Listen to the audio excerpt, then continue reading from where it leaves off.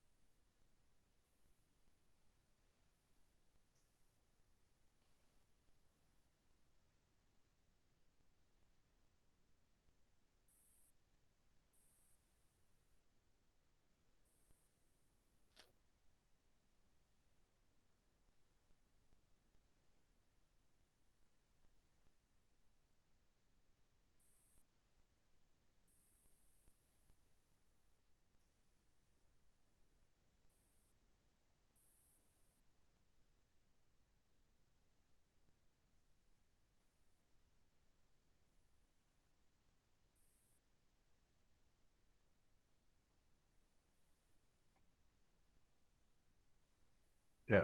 And there is no collateral which needs to be given for angel investors.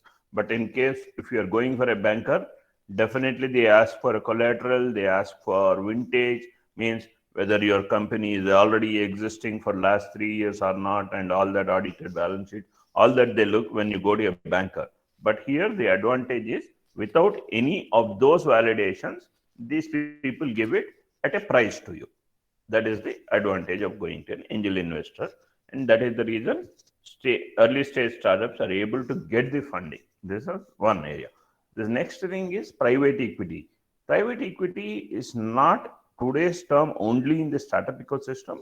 It has been existing in the past also. Whenever we were talking about the corporates, a limited company or a public limited company, in those since those days, these private equity was existing, and this is a company where already an existing company before going to a public IPO, initial public offering. These companies, what they do is they do the private placement. Means if their authorized capital is 10 crores, they would go for private placement for at least 2-3 crores, and that is only circulated in their known circles, and those people get the equity based on how much they are giving them. At that time, the face value of the equity would be maybe 1 rupee or 10 rupees, and based on that only the private equity funders get the direct equity shares against what the amount they pay. And those are people, they go with big companies, and this is actually for all the stocks which are getting listed in the near future. Stocks or bonds which are going to be listed in the near future in the next 1 or 2 years. Before that, this private placement happens, and when they do the private placement, these private equity funders, the people who have connects with the companies, they get this private equity allotments, and that's how the private equity is already in place, is what I'm saying. But when I talk about venture capital, oh sorry, Rajivji, please go ahead about private equity. It's very small.